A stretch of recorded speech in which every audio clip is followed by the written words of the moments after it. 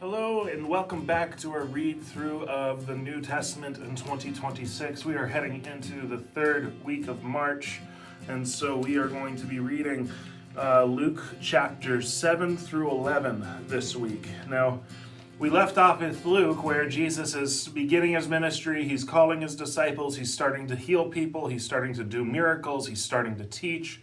And now we get to the point where it's sort of just after Jesus's first big sermon, the equivalent of Matthew's Sermon on the Mount. And in chapter 7 it says, after he's done, a centurion comes to him and asks, "Hey, can you heal my servant?"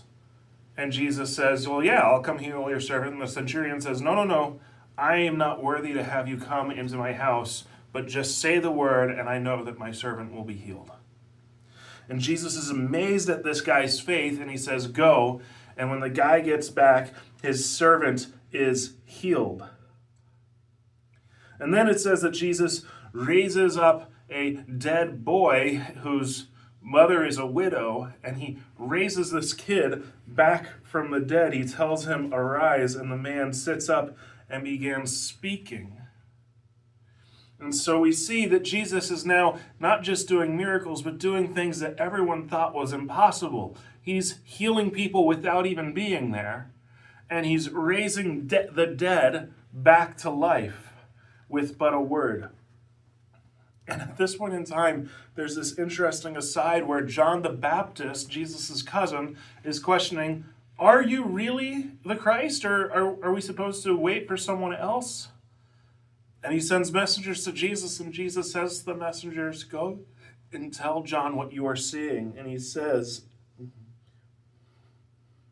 "The blind receive their sight, the lame walk, lepers are cleansed, the deaf hear, the dead are raised up, the poor have the good news preached to them, and blessed is the one who is not offended by me."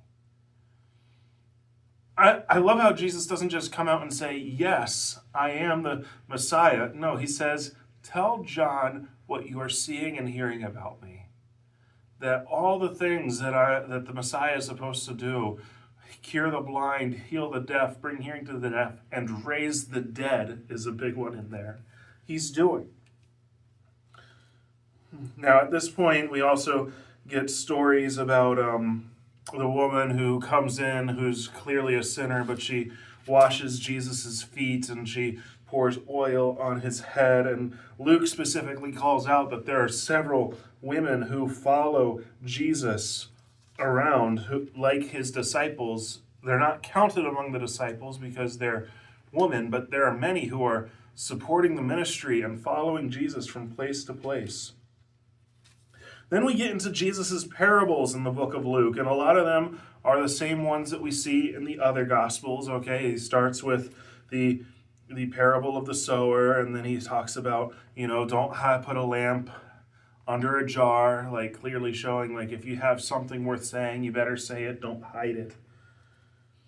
And we get the miracles of Jesus calming the storm and healing the demon-possessed man. And this one, the demon specifically says that he is a legion because there are so many demons that have entered him, and Jesus drives them all out into the pigs and they come running down the hill.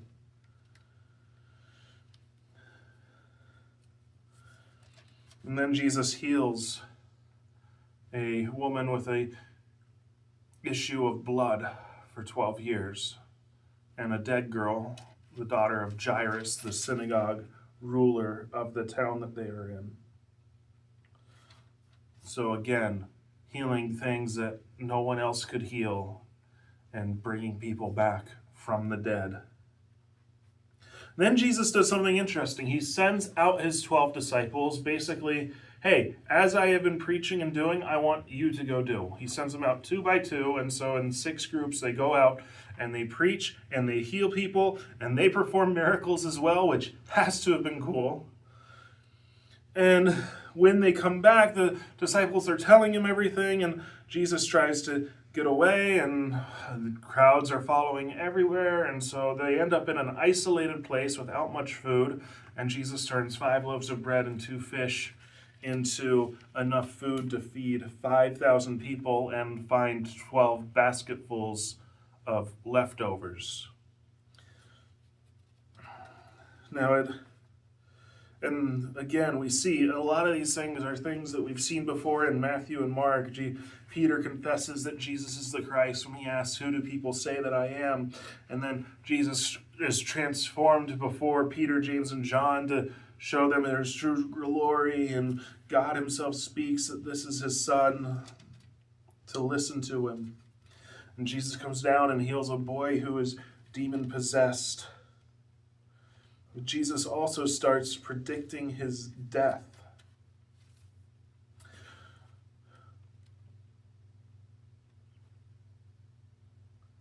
Now in chapter 10, we get an interesting aside where it talks about Jesus sending out 72 of his disciples. Now, most of us, we would think, well, there were only 12 disciples, but in Luke, it says that there are 72 others.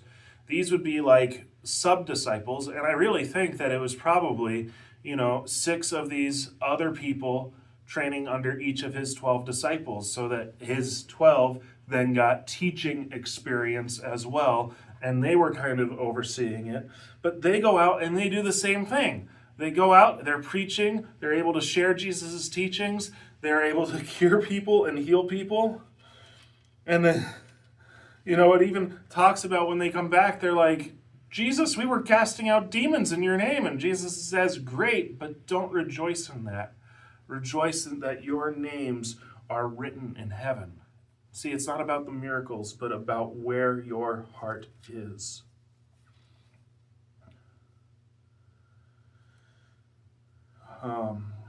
In chapter 10, Jesus also confronts someone, and someone asks, "Well, what's the greatest commandment?" And he says, "Well, how do you read it?" And he says, "Well, love the Lord your God with all your heart, soul, mind, and to love your neighbor as yourself." And then he says, "But who is my neighbor?" And Jesus tells the parable of the Good Samaritan, where a man is injured on the road, and a priest comes by and kind of just leaves him there, and a Levite comes by and avoids him. But a Samaritan, one of the biggest enemies of the Jewish people, comes, and he not only helps this guy, but he takes him, he pays for lodging, he pays for the medicine, he pays for the doctor to come visit him, and he takes care of him. And he says, "Who of these 3 acted as a neighbor?" Well, it was the Samaritan. And showing that even if your enemy comes across you, to be a good neighbor, you got to be willing to help them in whatever way that you can. And Mary and Martha, then it talks about Mary and Martha. These are actually, we learn from the other Gospels, the sisters of Lazarus, and they're at a village, and Martha is busy trying to prepare dinner for Jesus and his disciples, and Mary is busy just sitting there listening to everything that Jesus has to say. Martha gets kind of upset about this, and Jesus says, "Calm down. Mary's chosen to learn, and it's good that she is doing so." In chapter 11, Jesus teaches his disciples how to pray, and this is the Lord's Prayer, as we have seen before. And then, towards the end of chapter 11, we start seeing that Jesus is starting to clash more and more with the religious leaders. They start calling him Beelzebul, which is the prince of demons. And Jesus is like, "Hello, I'm casting out demons. I'm fighting against them. I'm not working with them." And then they ask for a sign, and he says, "Well, I'm not going to give you a sign just because you ask for it. Like, I've healed people. I've fed thousands. I've done all this, and yet you ask me for a sign? Here's the sign I will give you, the sign of Jonah. Jonah was buried in the whale's belly for 3 days, and so I will be buried in the belly of the earth for 3 days, and then I will rise again."